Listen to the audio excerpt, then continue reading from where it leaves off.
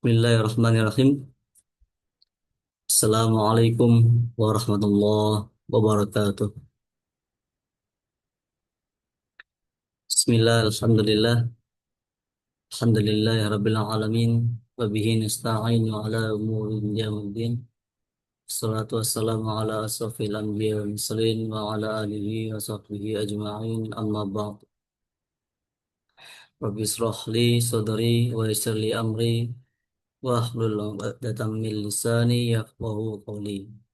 Ya Fattah, Ya Alim, Ya Razzaq, Ya Karim, Iftah lana fadhal arifin, walhamdulillahi Rabbil Alamin.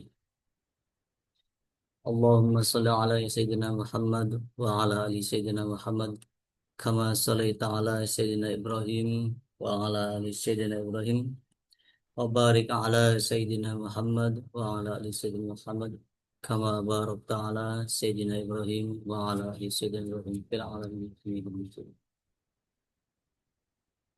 Bismillah. Pertama-tama marilah kita tingkatkan syukur kita pada Allah Subhanahu wa taala yang telah melimpahkan nikmat kepada kita, karunia-Nya kepada kita sehingga kita masih diberikan kemudahan untuk beribadah, beramal soleh dan bertolabul ilmu pada malam hari ini. Salawat serta salam semoga selalu tercurahkan kepada junjungan kita Nabi Agung Nabi Muhammad Sallallahu Alaihi Wasallam, para keluarganya, sahabatnya, dan semoga kita selaku umatnya diberikan kemudahan untuk mendapatkan syafaat melalui beliau kelak. Amin, amin ya rabbal alamin. Yang kami hormati Tuan Pengurus Pembina Pengawas Yayasan Al-Qalam Kota Cirebon, yang sama-sama kita hormati, kita muliakan guru kita Bapak Ustadz Budi Manfaat yang pada kesempatan kali ini akan memberikan materi yang luar biasa tentang salah satu pintu rezeki. Mungkin pada pertemuan sebelumnya juga sudah dijelaskan ada beberapa pintu rezeki. Salah satunya melalui anak seperti itu. Nah, jadi pada kesempatan kali ini kita akan coba bahas dan kita coba pahami bagaimana sih konsep mungkin kalimat yang sering atau familiar kita dengar yaitu banyak anak, banyak rezeki. Kita coba pahami bareng-bareng pada kajian malam hari ini. Bismillah, kita buka, kita awali dengan membaca basmalah bersama-sama. Bismillahirrahmanirrahim. Kepada yang kami hormati, guru kita Ustaz Budi Manfaat, kami persilakan. Baik, terima kasih Mas Adib. Suara saya sudah terdengar? Sudah Pak Ustaz, sudah. Terima kasih. Baik, kita mulai. Assalamualaikum warahmatullahi wabarakatuh. Waalaikumsalam warahmatullahi wabarakatuh. Alhamdulillahilladzi la tatimbus solihatu illa bih. Wa sallallahu ala sayyidina wa maulana Muhammadin wa ala alihi wa ashabihi. Qala Rasulullah sallallahu alaihi wasallam at-tazwiju barakatun wal waladu rahmatun. Fa'akrimu auladakum fa inna karomatal auladi ibadatun. Yang saya hormati Bapak Ibu semuanya yang sudah bergabung ya, dan wabil khusus para pembina ya, para pimpinan Al-Qalam yang alhamdulillah telah memfasilitasi pertemuan malam hari ini ya. Mudah-mudahan kita semuanya diberi kesehatan, kesuksesan, dan penuh dengan keberkahan. Terima kasih Mas Adib, kembali saya diberi kesempatan di sesi kajian rutinnya ya. Dan marilah kita manfaatkan kesempatan yang sangat baik ini ya, dan kita niati dalam rangka untuk tolabul ilmi ya, dalam rangka untuk menambah ilmu ya, dan juga sekaligus kita manfaatkan untuk refleksi atau muhasabah bersama.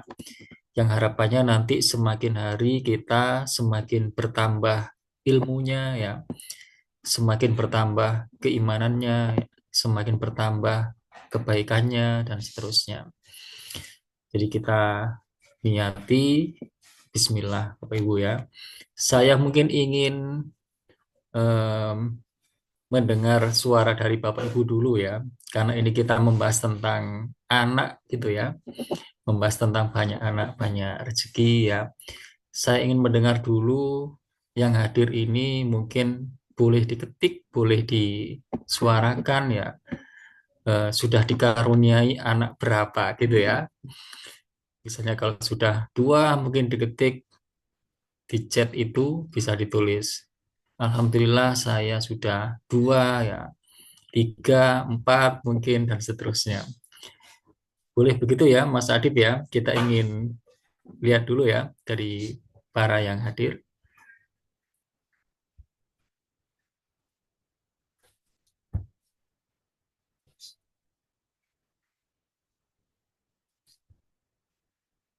Sudah yang mengetik. Alhamdulillah saya tiga ya. Bukan nasi ya. Bukan nasi sudah dikaruniai tiga anak ya. Alhamdulillah. Yang lain silakan diketik di situ atau boleh eh, langsung diucapkan ya. Langsung dibuka mikrofonnya. Baru buka nasi ini ya. Kalau Mas Adib belum bisa ngetik nih kayaknya nih. Ya.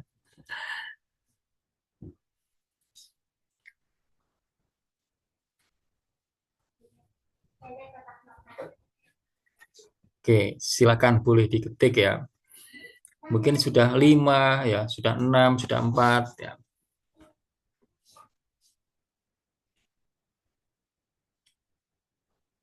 Saya sambil menyiapkan share screen ya, Mas Adib ya.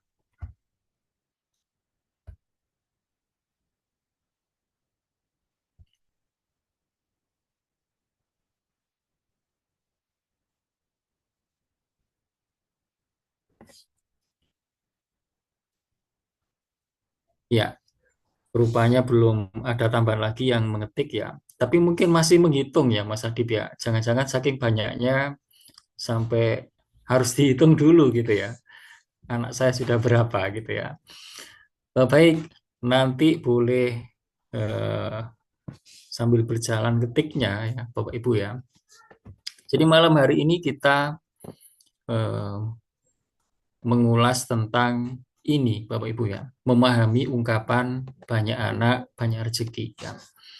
Jadi karena ungkapan ini populer ya, jadi dan kita eh, ingin memberi atau memaknai ungkapan ini dengan makna yang terbaik tentunya ya.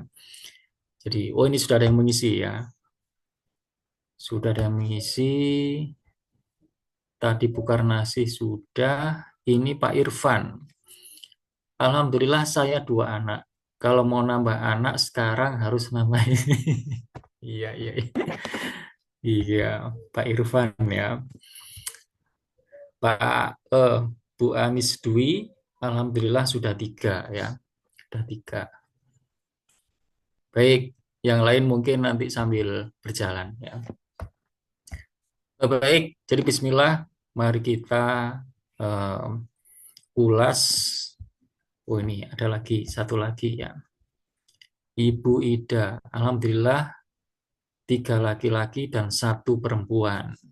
Sudah empat berarti ya. Ibu Reni, Alhamdulillah anak saya dua.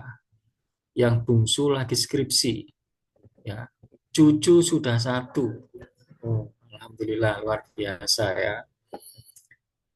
Ada Pak Harnoko, Alhamdulillah anak saya tiga. Ya, istri satu ya. Baik, Pak Harnoko ya. Oke, baik. Ya. Oke, alhamdulillah ya. Jadi ternyata sebagian besar yang hadir di eh, ruang ini itu sudah berkeluarga dan sudah dikaruniai anak ya. Dan saya alhamdulillah juga sudah dikaruniai 3 anak, Bapak Ibu ya, putri semua. Baik, Bapak Ibu, kita eh, lanjutkan pembahasan kita. Kita mulai ya. Saya ingin mengawalinya dari sini ya, Bapak Ibu ya. Jadi em, ada fenomena yang tren, Bapak Ibu ya.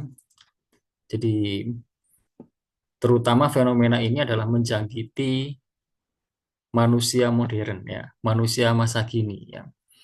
Jadi ada yang menyebut bahwa penyakit masa kini ya di era modern itu yang paling utama itu adalah 2.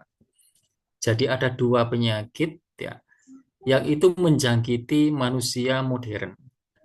Jadi manusia modern itu termasuk kita ini termasuk sudah bisa disebut hidup di era modern ya.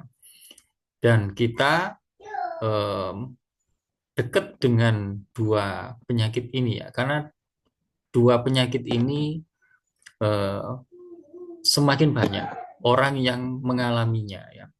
2 penyakit itu adalah ketakutan dan kesedihan ya. Jadi ada 2 penyakit ya yang itu menjangkiti manusia modern. Yang mungkin dulu itu ada ya. Jadi sebenarnya juga ada di masa dulu. Tetapi kalau dibandingkan dengan masa sekarang, itu semakin banyak orang yang menjangkit atau terjangkit 2 penyakit ini, yaitu ketakutan dan kesedihan. Ya. Tentu takut yang kita maksud itu adalah eh, takut yang seharusnya tidak ditakuti, gitu ya. Dan sedih yang kita maksud itu adalah sedih yang seharusnya tidak disedihkan, gitu ya. Jadi kan di dalam Al-Quran itu ada la takhaf, ada la tahzan. Ya. Jadi ada la takhaf, jangan takut. Ya. Juga ada la tahzan, jangan bersedih. Ya. Jadi tentu yang dimaksud di situ adalah jangan takut pada sesuatu yang mestinya itu nggak ditakuti, mestinya. Ya. Wala tahzan, dan jangan bersedih. Jadi jangan menyedihkan sesuatu yang seharusnya itu tidak disedihkan. Ya. Nah, itu semakin banyak orang mengalami hal ini, yaitu menakuti sesuatu yang harusnya tidak ditakuti, ya, dan menyedihkan sesuatu yang harusnya dia nggak menyedihkan terkait hal itu, gitu ya. Jadi takut, sedih itu memang eh, ada tempatnya, gitu ya. Jadi kita itu kan manusia itu kan dilengkapi dengan berbagai emosi ya. Jadi emotikon itu kan ada banyak macamnya ya. Ada takut, ada sedih, ada kecewa, ada marah dan seterusnya. Jadi kita itu dibekali, dilengkapi dengan emosi-emosi itu ya. Nah, semua emosi yang tadi kita sebut itu semuanya ada gunanya, gitu ya. Jadi Allah menciptakan marah itu ya, menciptakan bahwa manusia itu dilengkapi dengan emosi marah, itu memang nanti ada tempatnya gitu ya. Jadi marah itu nanti berguna bagi kita ya. Sedih juga nanti ada tempatnya, takut juga nanti ada tempatnya sendiri ya. Jadi yang memang harusnya ditempatkan di situ gitu ya. Nah, jadi emosi-emosi yang ada dalam diri kita itu eh, bukan untuk dihilangkan gitu ya. Jadi bukan untuk menghilangkan bagaimana supaya di dalam eh, hati kita itu sudah nggak ada lagi emosi marah, sudah nggak ada lagi emosi takut, sudah nggak ada lagi emosi sedih, misalnya gitu ya. Jadi dia tetap ada di dalam hati kita, ya, di dalam kolbu kita, ya, di dalam suasana hati kita, bukan untuk dihapus atau dibuang ya, tetapi adalah untuk dikelola gitu ya. Jadi untuk dikelola. Makanya kan istilahnya itu adalah mengelola emosi ya, atau manajemen emosi. Atau kalau bahasa game itu adalah manajemen kolbu gitu ya. Jadi mengelola emosi ya. Misalnya begini, eh, takut itu ya, takut itu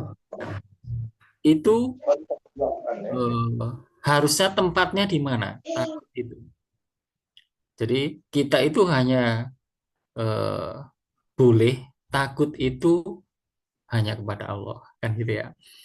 Jadi nanti kalau kita itu lalu takut kepada Allah itu memang tempatnya gitu ya. Jadi makanya emosi itu memang ditanam di dalam diri kita supaya kita itu memang punya rasa takut. Tapi takutnya itu kepada sesuatu yang memang harus kita takuti gitu ya. Jadi takutnya kepada Allah ya. Jadi memang ya salah satu makna takwa itu kan takut ya. Jadi berarti kalau misalnya puasa itu adalah tujuannya supaya manusia itu menjadi orang yang bertakwa, maka bisa diartikan bahwa supaya manusia itu punya rasa takut ya, punya rasa takut kepada Allah. Bisa dibayangkan kalau manusia itu tidak punya rasa takut pada Allah gitu ya, maka dia akan melanggar ini, melanggar itu dan seterusnya ya. Jadi emosi-emosi yang tadi kita sebut itu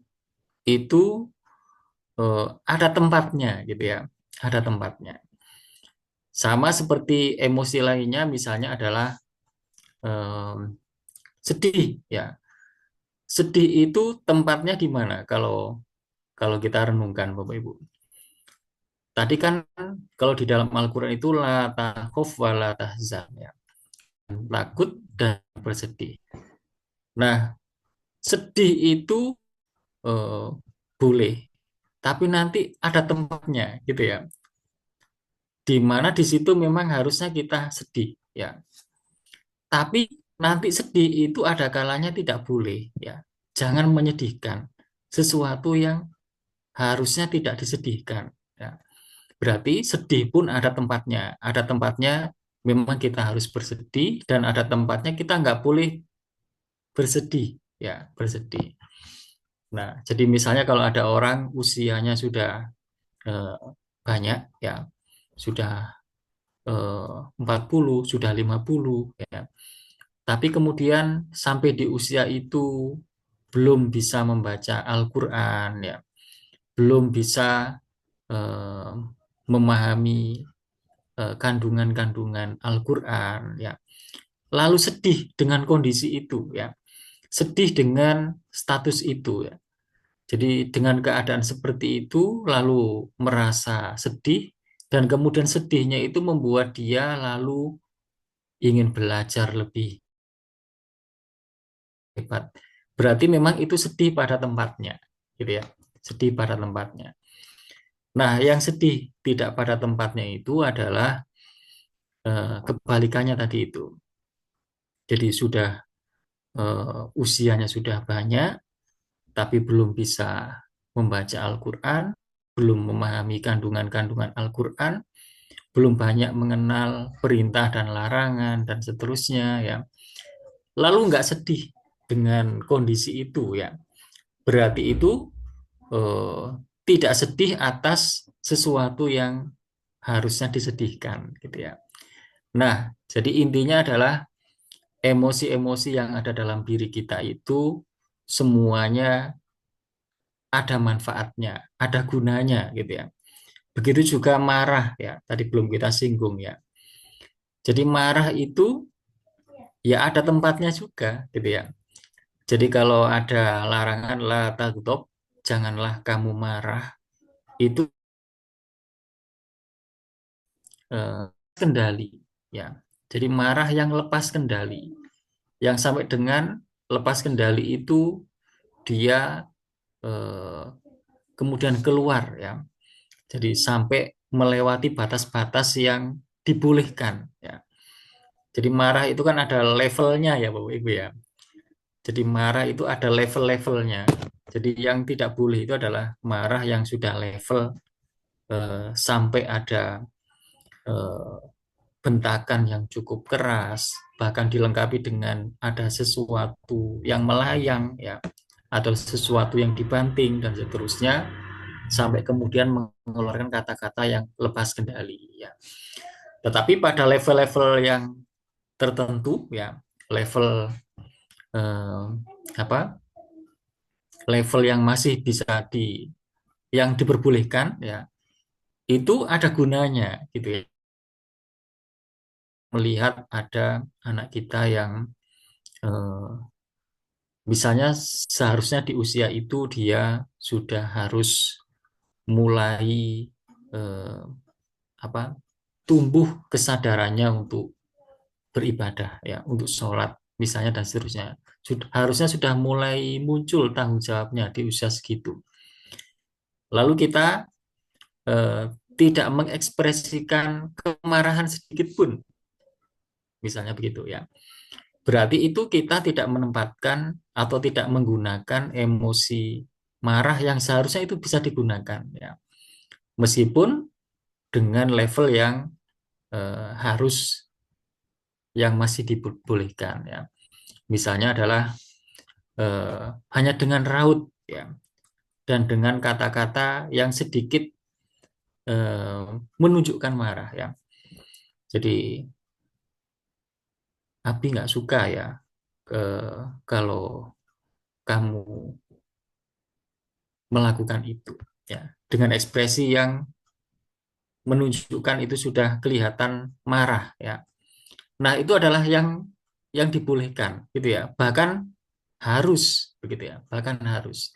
Justru kalau kita tidak mengekspresikan itu ya, tidak menunjukkan kemarahan pada kondisi yang harusnya itu muncul marah itu dengan level yang masih diperbolehkan, justru itu adalah eh, kita melalaikan tanggung jawab kita sebagai orang tua ya.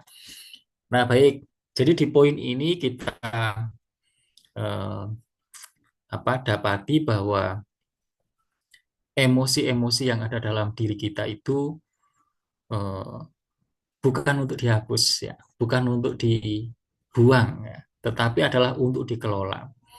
Jadi takut ini harus pada siapa dan tidak boleh pada siapa. Sedih itu harus terhadap apa dan tidak boleh terhadap apa, gitu ya. Marah itu harus terhadap apa ya, dan dengan level seberapa, dan tidak boleh terhadap apa dan pada level berapa. Jadi kita tahu batasan-batasan dalam menempatkan emosi-emosi yang ada dalam diri kita. Nah, saya kembali ke dua penyakit yang berbahaya tadi itu ya, yang menjangkiti banyak manusia modern di masa kini, yaitu ketakutan dan kesedihan yang berlebihan, yang itu menakuti sesuatu yang seharusnya tidak ditakuti. Nah, di antaranya adalah ini, Bapak Ibu ya. Jadi di antaranya menakuti sesuatu yang seharusnya tidak ditakuti itu ini, yang poin satu ini ya. Jadi banyak orang takut pada hal-hal yang seharusnya tidak ditakuti. Ya. Jadi salah satunya adalah takut memiliki banyak anak. Ya. Dan ini oh, banyak mudah sekali kita temukan. Ya. Jadi kalau kita mungkin amati di paling dekat kita, lingkungan paling dekat kita ya. Jadi kalau terutama bukan di kampung-kampung ya. Kalau di kampung-kampung mungkin masih masih tidak terlalu banyak. Tapi kalau di kota-kota ya, di komplek ya, di kalangan orang-orang eh, yang kita sebut elit ya, di kalangan orang-orang yang sebenarnya kelihatannya mapan secara finansial ya, tetapi dia justru menakuti hal-hal yang seperti ini. Ya, di antaranya adalah takut memiliki banyak anak. Ya, jadi dari anak satu untuk mau menuju anak dua, itu kemudian pertimbangannya luar biasa banyak. Meskipun kita nggak bisa menyebut jumlah anak itu adalah kita yang mengendalikan, tetapi dialog atau ungkapan untuk terkait hal itu, misalnya adalah kayaknya cukup satu saja ya. Wong satu aja udah kerepotan nanti biaya sekolahnya dan seterusnya ya. Padahal kalau dikaitkan dengan profesinya, dengan gajinya ya, dengan keadaan misalnya rumahnya, kendaraannya, itu kalau dibandingkan dengan orang di kampung ya atau kehidupan di kampung itu berbeda ya. Tetapi orang di kampung sampai dengan hari ini masih banyak yang eh, tidak mengkhawatirkan hal-hal yang begitu gitu ya. Ini lebih banyak kita jumpai kehidupan di perkotaan ya, terutama di kota-kota besar ya, di pemukiman komplek dan seterusnya. Nah, jadi salah satu yang ditakuti banyak orang itu adalah takut memiliki banyak anak ya. Jadi yang dikhawatirkan itu adalah khawatir tidak bisa menghidupinya gitu ya. Jadi khawatir tidak bisa menghidupinya. Dan ini mungkin kita rasakan perbedaannya dengan zaman dahulu ya. Jadi kalau saya dari kampung itu 6 bersaudara. Dan mungkin 6 bersaudara itu di masa itu hal yang biasa ya. 6, 8, 12 itu banyak di kampung itu banyak yang seperti itu. Nah, padahal Allah sudah menjamin ya di dalam surat Hud ayat 6 ya. Wa ma min dabbatin fil ardi illa 'alallahi rizquha ya. Jadi tidak ada satupun makhluk yang melata di muka bumi ini ya, melainkan Allah lah yang menjamin rezekinya ya. Jadi sampai Allah menegaskan ini di dalam Al-Qur'an yang menunjukkan bahwa Allah itu sudah menjamin hal-hal yang kayak begitu ya. Sehingga kalau kita mengkhawatirkan hal itu seperti meragukan tentang kekuasaan Allah gitu ya. Pada Allah sudah menjamin itu dan Allah menegaskan itu di dalam Al-Qur'an ya. Jadi tidak ada sesuatu pun yang melata, keleleran gitu ya. Yang apa? Yang dia itu kemudian tidak mendapatkan rezeki. Jadi ternyata semuanya itu eh, diberi rezeki oleh Allah ya. Baik yang di darat, yang di laut, atau yang ada di udara ya. Jadi kalau yang di darat saja ya, di darat itu jumlah hewan, banyaknya hewan, jenis hewan itu mungkin kita sampai dengan hari ini nggak tahu persisnya jumlah jenis hewan itu ada berapa gitu ya. Baik yang besar-besar maupun yang kecil-kecil, baik yang di atas tanah maupun yang di dalam tanah. Masih banyak hewan-hewan yang belum kita kenali ya. Jadi yang besar, yang kecil, dan itu semuanya makan gitu ya. Jadi semuanya itu makan ya. Yang di laut juga kayak begitu. Sampai dengan sekarang dan sampai kapanpun kita nggak akan pernah tahu jenis ikan di laut itu ada berapa jenis ya. Ada berapa jenis. Dan masih banyak yang belum kita kenali ya. Dan semuanya makan tiap hari ya, hidup ya, dihidupi oleh Allah ya. Dan begitu juga termasuk yang di udara. Nah, jadi kalau mereka saja hewan ya yang tidak dilengkapi dengan akal ya, itu saja mereka eh, hidup begitu ya. Apalagi kita manusia yang dilengkapi dengan akal ya. Pastilah eh, harusnya semakin kecil kemungkinannya kita meragukan tentang rezeki Allah ya. Jadi kalau gambaran yang mungkin mudah sekali dipahami itu adalah eh, cicak yang di dinding ya, yang dia tidak bisa terbang ya. Dia hidupnya dari dinding ke dinding ya. Dan ternyata Allah memberi rizkinya itu berupa sesuatu yang bisa terbang ya. Ada nyamuk ya, ada lalat ya, menjadi mangsanya ya.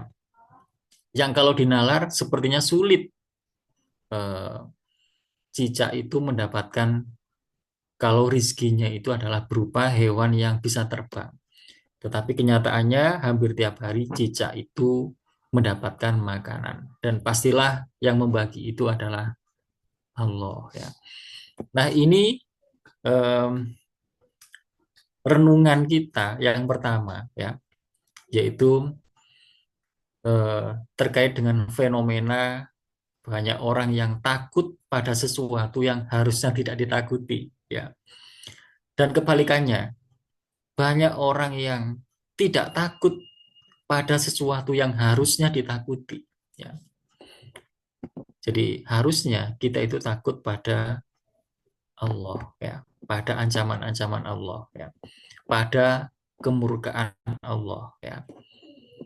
Tetapi eh, banyak orang yang tidak menakutinya. Justru yang dia takutkan itu yang harusnya dia tidak takuti, gitu ya. Jadi itu adalah sungguh sebuah penyakit yang harus kita kenali, dan kalau kita merasakan bahwa itu ada di dalam diri kita harus buru-buru untuk eh, menyembuhkannya ya. Baik, saya pindah ke slide yang berikutnya, yaitu kita merenungkan untuk mencoba memahami konsep rezeki gitu ya. Jadi bahasa Indonesianya atau bahasa Jawanya itu adalah rezeki ya. Bahasa Arabnya rizki begitu ya.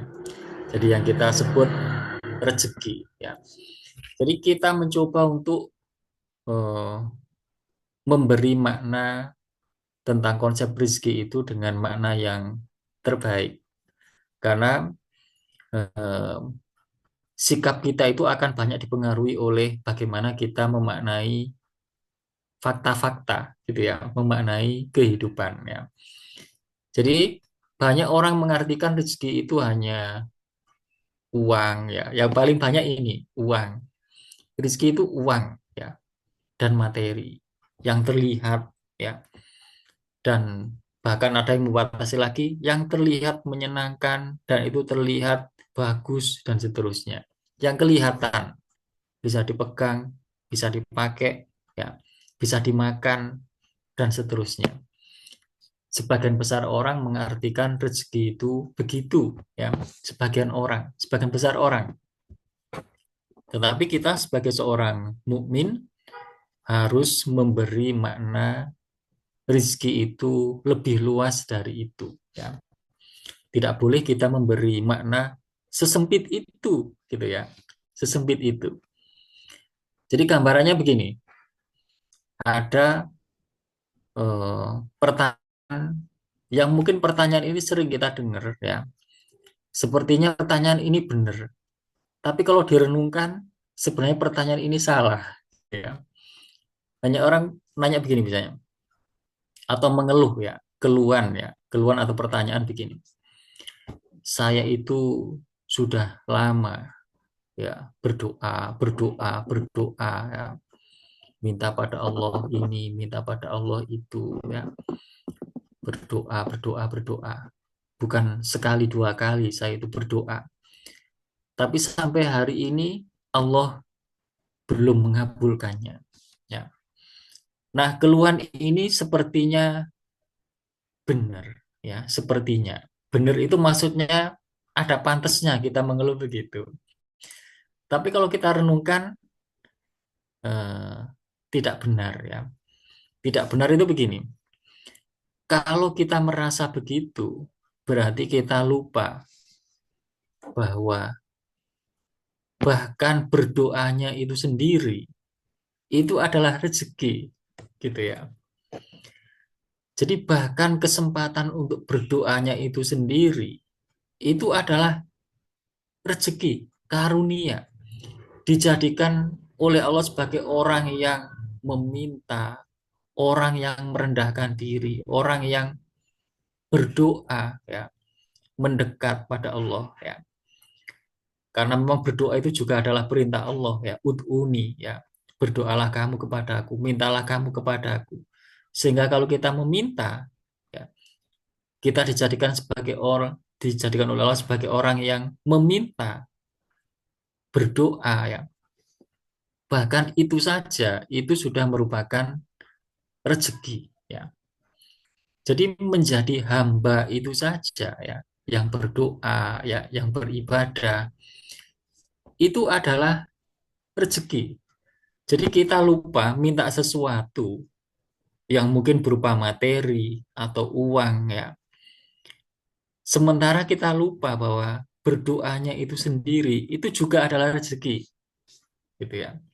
Yang kalau kita bandingkan antara uang dengan menjadi orang atau menjadi hamba yang berdoa, yang meminta, yang dekat, itu tidak ada bandingannya gitu ya.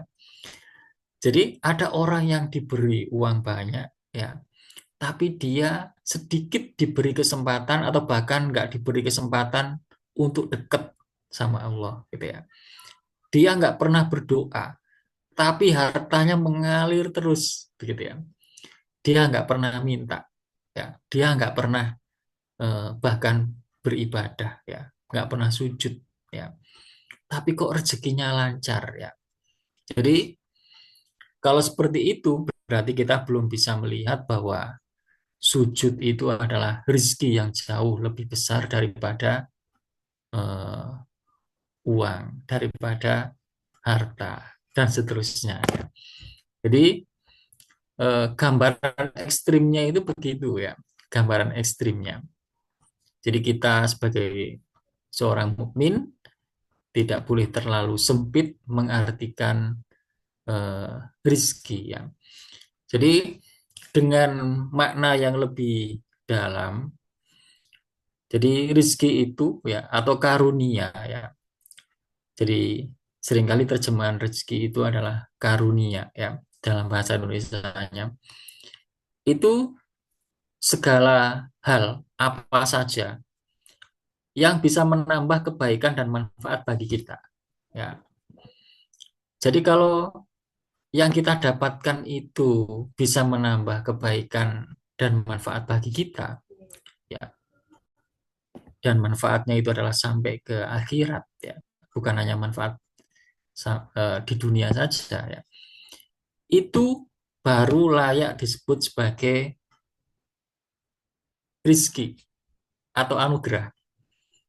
Yang kalau nggak begitu, ya, meskipun itu banyak, meskipun itu enak, itu kita nggak bisa mengatakan itu rezeki, itu anugerah, itu karunia ya.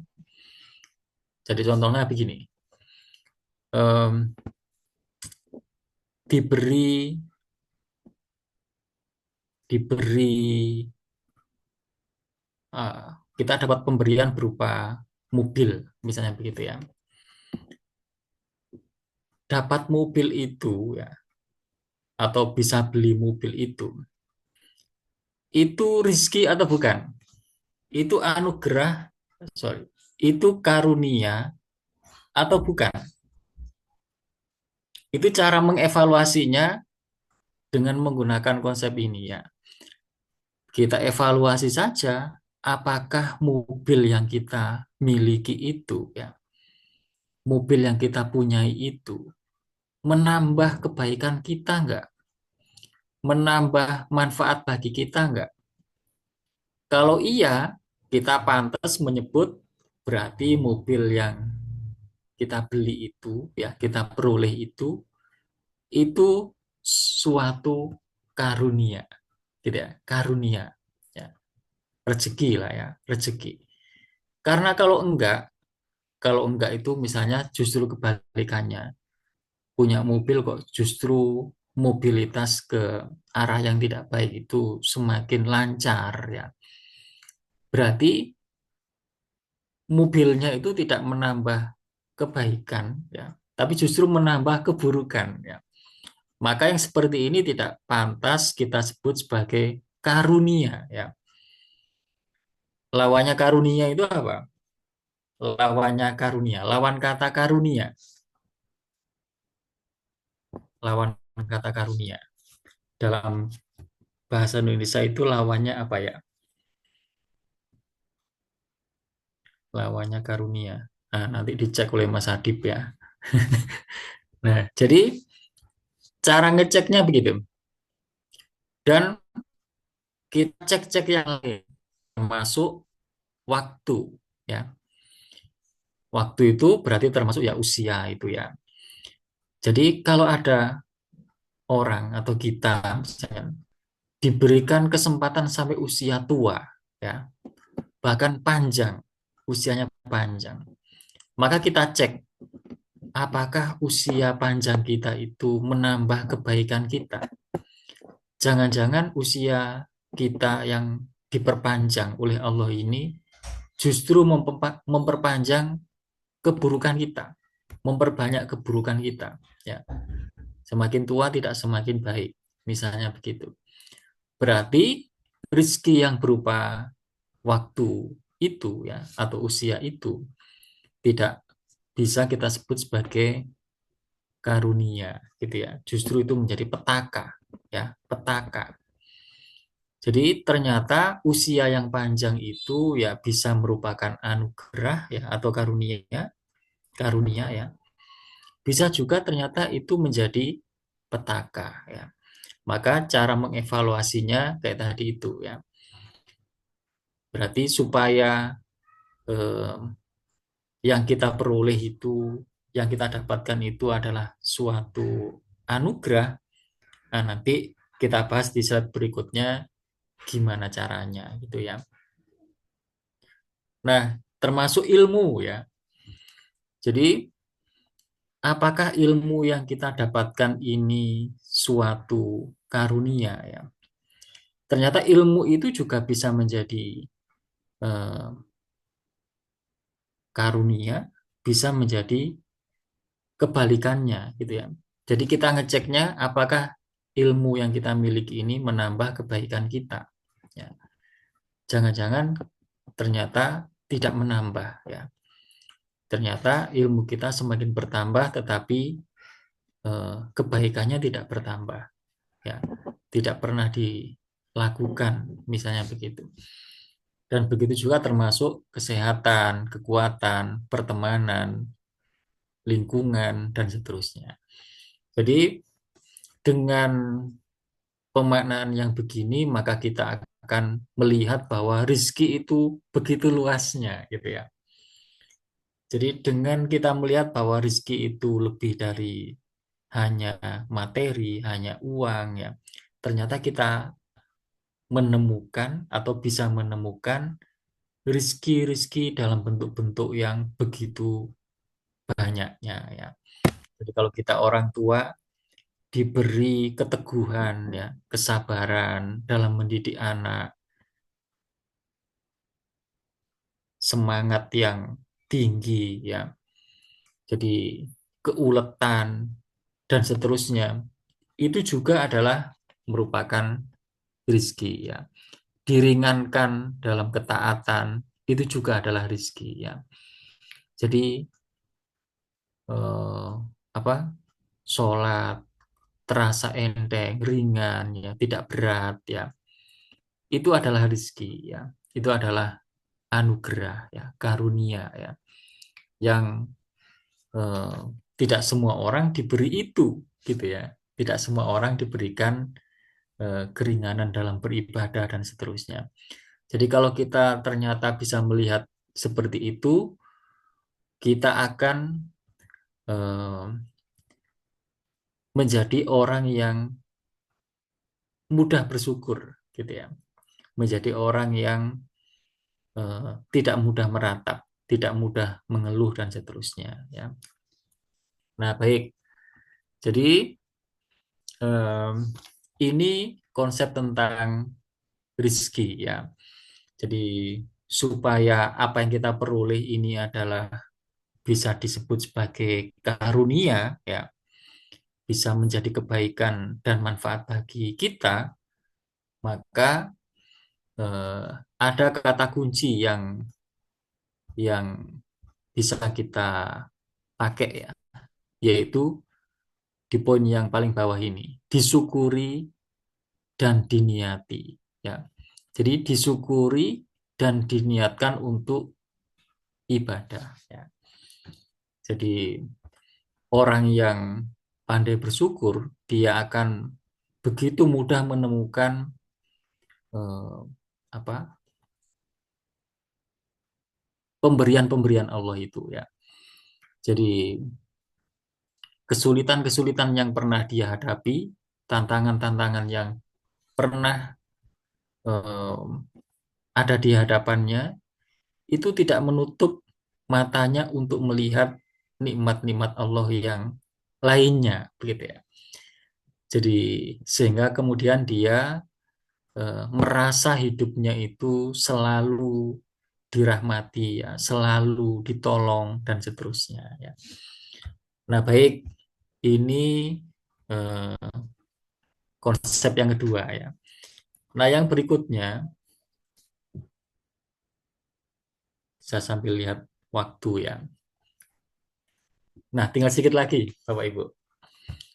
Jadi yang berikutnya kita ulas konsep tentang anak ya. Jadi kalau tadi tentang rizki ya, sekarang tentang anak ya. Karena kita bicara tentang dua konsep itu ya. Sehingga nanti di ujung kita akan bisa melihat eh, banyak anak, banyak rezeki begitu ya. Jadi setelah kita bicara rezeki itu apa ya, apa saja ya. Sekarang kita renungkan konsep tentang anak ya. Jadi konsep tentang anak itu pun luas ya. Jadi anak itu tidak selalu adalah anak kandung ya. Jadi ini penting ya karena eh, apa ada orang yang kemudian karena belum dikaruniai anak lalu dia merasa putus asa dengan kebaikan-kebaikan yang eh, berkaitan dengan anak ya. Padahal sebenarnya konsep tentang anak itu bukan hanya anak kandung artinya ya. Jadi tetapi juga adalah anak-anak yang kita asuh ya. Ini bisa kita eh, pahami dari doa yang seringkali kita panjatkan ya. Jadi doa yang kita semuanya hafal ya. Allahumma gfirli dzunubi wali walidayya warhamhuma kama robbayani shoghiro. Atau kalau dalam doa bersama-sama, Allahumma gfir lana dzunubana wali walidayna dan seterusnya ya. Jadi ya Allah ampunilah dosaku. Wali wali dua orang tuaku ya. Jadi di situ menggunakan redaksi wali walidaya ya. Walid ya, walid ya. Jadi kalau ayah dan ibu, kalau ayah dan ibu yang melahirkan ya atau ayah kandung istilahnya, itu kan redaksinya wali abawayya begitu ya.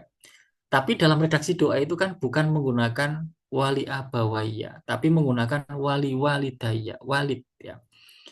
Dan itu ada perbedaan kalau eh, abun dan umun itu adalah orang tua yang melahirkan, ayah kandung ya, ayah kandung dan ibu kandungnya itu ya. Jadi ayah dan ibu biologisnya itu. Tapi kalau walid ya, walid dalam hal ini. dan doa ini pun menggunakan walid, wali walidaya. Itu adalah orang tua yang membimbingnya, yang mendidiknya. Ya, jadi bahkan orang tua yang melahirkan, ya, itu kalau dia tidak pernah berperan sebagai pendidik, pembimbing, ya, pengasuh, ya, dia hanya melahirkan saja, ya, maka dia tidak termasuk dalam doa tadi itu, ya, tidak dapat dalam doa itu, ya. Jadi orang tua yang hanya melahirkan saja, ya, setelah melahirkan lalu dia tidak pernah berfungsi atau menjalankan amanah untuk mendidik, membimbing dan seterusnya, ya. Berarti tidak bisa disebut walid, ya. Walid itu ya yang mengasuh, yang membimbing, yang mendidik dan seterusnya. Sehingga orang yang dapat dari doa ini, kebaikan doa ini adalah termasuk orang-orang yang mendidik kita, ya. Guru kita, ustadz kita, kiai kita, ya, dan seterusnya. Jadi makanya eh, apa kita orang tua perlu refleksi, ya, apakah kita ini eh, sudah menjalankan amanah itu, ya, mendidik, membimbing dan membina, sehingga kita itu selain disebut abun dan umun, ya, atau kalau keduanya berarti abawaya itu, ya, kita juga adalah seorang walid, gitu ya. Jadi yang juga adalah pendidiknya, pengasuhnya, ya, yang meneladaninya dan seterusnya, menjadi teladannya, ya, dan seterusnya. Jadi kita pahami bahwa konsep anak itu luas, intinya begitu, ya. Jadi bukan hanya anak kandung kita, tetapi juga adalah anak anak didik kita, anak asuh kita, santri kita, mahasiswa kita, siswa kita, dan seterusnya, ya. Jadi banyak anak banyak rezeki. Tadi di awal saya bilang anaknya berapa? Dua, tiga. Jadi yang tadi disebut itu anak kandung kan, ya, anak kandung semua tadi itu. Tetapi selain anak kandung kita juga punya murid, punya santri, punya mahasiswa, ya, punya anak-anak asuh, ya, dan tidak harus formal yang lembaga, ya. Kita juga adalah sering eh, membimbing anak-anak di lingkungan sekitar kita, ya, dan seterusnya. Bahkan mungkin kita nggak pernah ketemu secara langsung, tetapi secara tidak langsung kita turut membimbing anak itu, ya. Kita adalah penulis buku, buku-buku edukasi, ya, buku-buku pendidikan. Kita nggak tahu persis buku itu dibaca oleh siapa saja, di mana saja, tapi kita sangat yakin buku ini bermanfaat, buku ini baik, ya. Buku ini mengajarkan kebaikan. Maka orang-orang yang belajar dari karya tulis kita itu pun anak-anak kita, gitu ya. Yang insya Allah nanti kalau mereka berdoa, wali-wali daya, insya Allah kita mendapatkan kebaikan dari doa itu, ya. Jadi semakin banyak kita membimbing, mendidik, ya, mengajarkan, menjadi teladan bagi orang lain, ya, maka kita akan semakin mendapatkan banyak kebaikan. Dan sungguh kebaikan itu adalah rezeki. Nah, ini poin Bapak Ibu, ya. Jadi sungguh kebaikan yang mengalir pada kita, doa-doa terbaik mereka itu, ya, pada kita, itu adalah rezeki. Sehingga semakin banyak anak-anak yang mendapatkan didikan, pengajaran dari kita, insya Allah kita akan semakin banyak mendapatkan rizki, ya. Rizki kebaikan itu, ya, kebaikan itu. Adapun kalau materi, uang, itu ngikut, ngikut aja, ya. Tetapi yang paling utama itu adalah rizki itu berupa kebaikan, berupa ketaatan, ya. didekatkan hidup kita kepada Allah ya, diringankan dalam ketaatan. Sungguh itu adalah rizki yang nggak bisa dibandingin gitu ya, nggak bisa dibandingin. Nah, jadi yang terakhir em, saya ingin mengutipkan pesan baginda Nabi ya. At-tazwiju barokatun. Ini yang saya bacakan di awal tadi. Wal waladu rohmatun. Fa'akrimu auladakum fa inna karomatal auladi ibadatun. Jadi at-tazwiju barokatun. Jadi pernikahan itu ya, perjodohan itu adalah membawa keberkahan. Wal waladu rohmatun. Dan anak-anak yang eh, dititipkan pada kita ya, anak-anak yang dihasilkan dari pernikahan kita itu ya, itu adalah rahmat.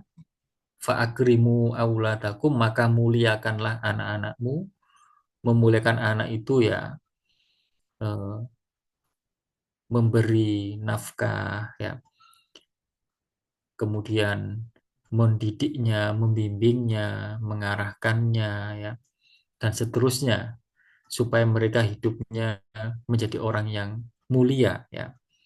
Fa inna karomatal auladi ibadatun. Karena sesungguhnya memuliakan anak ya, menafkahi ya, mendidik, ngantar mereka sekolah ya, memilihkan sekolah yang terbaik ya, memberi nasihat ya. Sungguh sesi-sesi itu semuanya adalah rangkaian yang bernilai ibadah. Sehingga semakin banyak anak, baik anak kandung maupun anak didik kita ya, insya Allah semakin banyak kebaikan yang mengalir untuk kita. Dan sungguh itu adalah rezeki yang eh, sangat agung ya. Mungkin ini Bapak Ibu semuanya yang apa bisa kita renungkan ya. Dan ini adalah renungan kita bersama ya. Renungan saya, renungan Bapak Ibu semuanya. Yang harapannya kita dijadikan oleh Allah sebagai eh, bukan hanya abun dan umun ya, bukan hanya orang tua yang melahirkan, tetapi adalah walid ya, orang tua yang mendidik, mengajarkan, memberi contoh yang baik dan seterusnya. Sehingga kita selalu tersebut di dalam doa-doa mereka ya, yang memintakan ampun ya, sehingga kemudian kita dijadikan oleh Allah sebagai orang yang diampuni dan dirahmati. Dan sungguh itu adalah rezeki yang tidak bisa dibandingkan dengan rezeki yang sifatnya materi. Saya kira itu, Bapak Ibu semuanya, mungkin setelah ini ada sesuatu yang bisa didiskusikan atau berbagi cerita, ya, berbagi pengalaman, Bapak Ibu semuanya dipersilakan. Saya kembalikan lagi ke Mas Adit. Terima kasih, Mas Adit. Baik, terima kasih Pak Ustadz ya, yang sudah memaparkan materinya yang luar biasa. Jadi rezeki di sini bukan hanya sekedar atau terbatas materi ya, tapi kebaikan atau misalkan waktu juga, waktu yang barokah juga itu termasuk rezeki. Kemudian kesehatan dan kekuatan juga termasuk rezeki. Dan segala sesuatu yang bisa meningkatkan nilai kebaikan seperti itu. Dan kebermanfaatan untuk kita. Nah itu juga termasuk rezeki. Dan tadi juga sudah dijelaskan bahwa anak di sini bukan hanya anak kandung, tapi anak didik juga termasuk anak asuh, anak-anak yang memberikan doa-doanya semoga tersampaikan pada kita seperti itu. Baik, kita lanjut ke sesi berikutnya, yaitu diskusi dan tanya jawab. Seperti biasa, kita buka untuk sesi ini. Jika ada yang ingin ditanyakan atau yang ingin didiskusikan, bisa langsung menyalakan mikrofonnya, menyampaikan secara langsung atau bisa juga nulis di kolom chat Zoom. Monggo Bapak Ibu.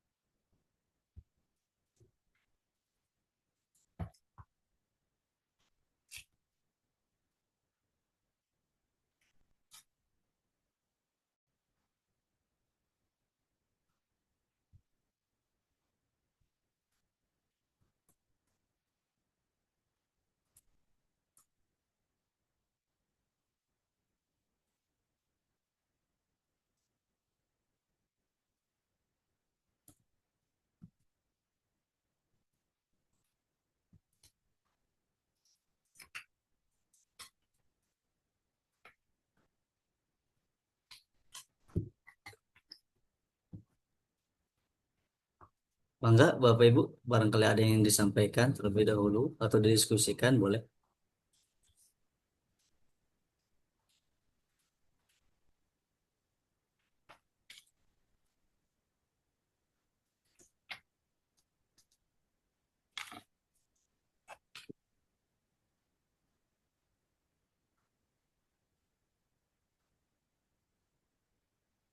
Boleh, Ibu Sri, silakan.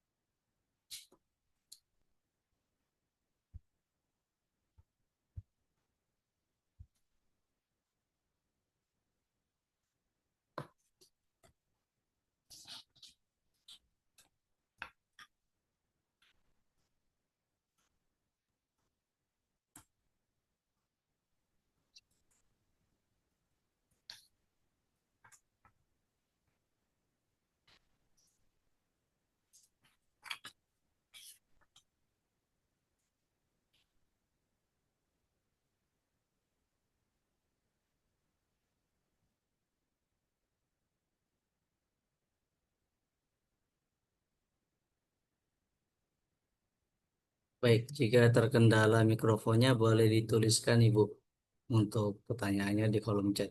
Boleh, enggak?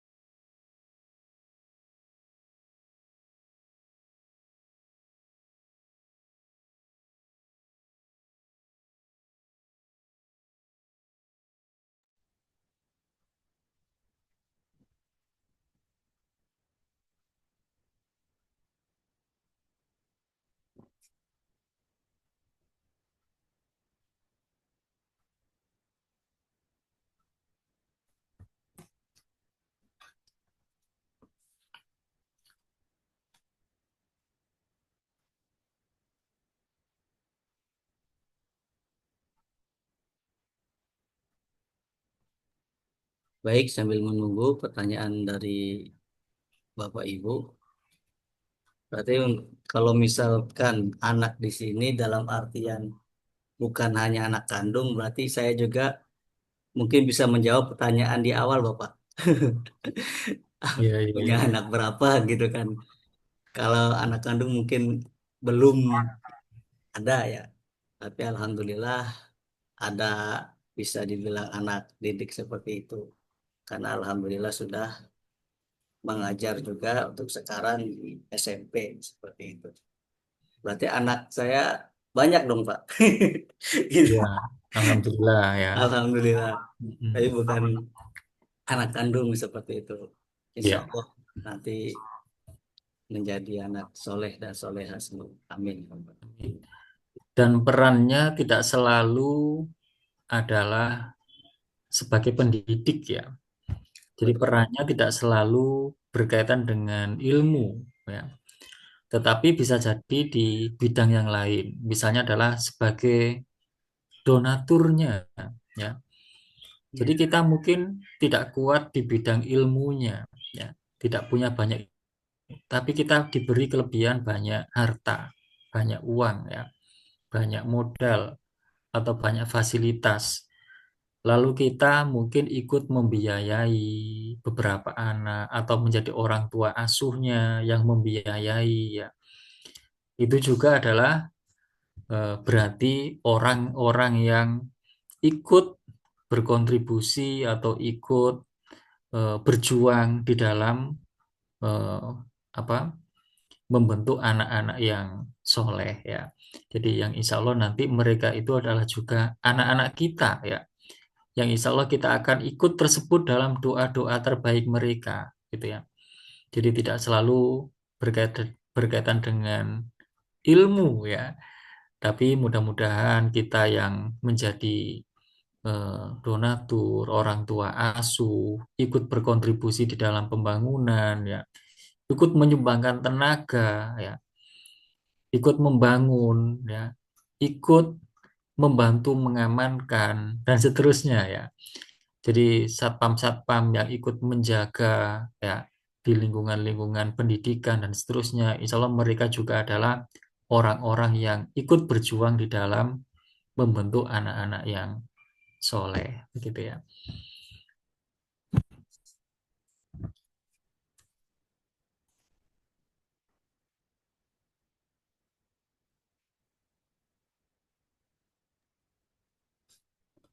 baik seperti itu ya, Pak. Berarti tergantung dengan kemampuan kita ya, Pak, ya. Apa yang kita punya, itu yang kita sumbangkan, itu yang kita berjuang melalui mungkin berbagai cara juga untuk menghidupi Betul, anak-anak sehingga mereka menjadi anak-anak yang soleh dan soleha. betul, Harapan kita semua seperti itu. betul. Jadi mungkin renungan kita adalah kita melihat diri kita ya, merenungkan kira-kira Allah memberikan kelebihan kepada kita itu berupa apa. Dan disitulah nanti kita bisa masuk sesuai dengan pemberian itu ya. Misalnya pada masa Nabi ya, pada zaman Nabi ya, Rasulullah. Itu kan para sahabat itu kelebihannya macam-macam gitu ya. Betul, Pak. Ada sahabat yang kelebihannya di bidang ilmu ya. Misalnya adalah ada Ibnu Abbas ya yang diberi kemampuan menafsirkan atau memahami Al-Qur'an dengan baik sehingga turut mengajar kepada para sahabat-sahabat yang lain ya. Maka dia mengambil posisi sebagai pengajar, sebagai pengajar. Lalu ada sahabat yang kuat di bidang harta ya, uang ya. Jadi permodalan ya. Lalu ikut membantu eh, membiayai atau mendukung untuk kebutuhan berjihad dan seterusnya. Ada sahabat yang kelebihannya di bidang suara ya, suara. Misalnya ada sahabat Bilal ya yang dianugerahi suara yang merdu. Kemudian dia mengambil peran sebagai seorang muadzin, kan begitu ya. Jadi kita berjuang sesuai dengan eh, kelebihan yang diberikan Allah kepada kita ya. Jadi saya ini diberi kelebihan oleh Allah apa, dan saya akan berjuang eh, sesuai dengan yang saya miliki itu, yang diberikan oleh Allah itu, gitu ya. Ada sahabat yang diberi kemampuan untuk mencatat dengan baik, ya, menulis dengan baik, ya. Ada Zaid bin Sabit dan seterusnya. Maka dia mengambil peran-peran di bidang kesekretariatan dan seterusnya. Jadi begitu Allah membagi peran-peran manusia ya. Ada yang diberi keberanian yang luar biasa.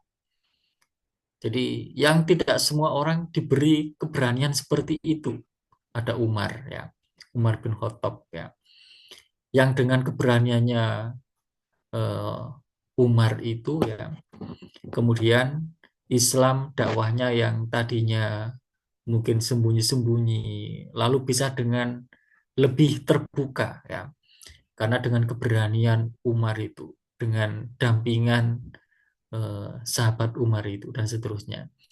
Jadi kita bisa berjuang sesuai dengan kekuatan yang diberikan kepada kita ya dari Allah itu.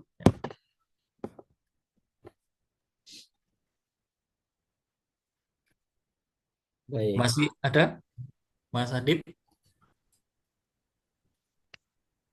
mungkin kita cukupkan Pak Ustadz. Ya, Ah, sepertinya cukup ya. ya, baik sebelum ditutup, kami persilakan pada Pak Ustadz untuk menyampaikan statement terakhir Pak Ustadz Ya, sebagai closing statement. baik. Boleh. Alhamdulillah ya. Dan mudah-mudahan Allah menjadikan kita sebagai orang yang bisa memahami rezeki dengan pemahaman yang terbaik ya.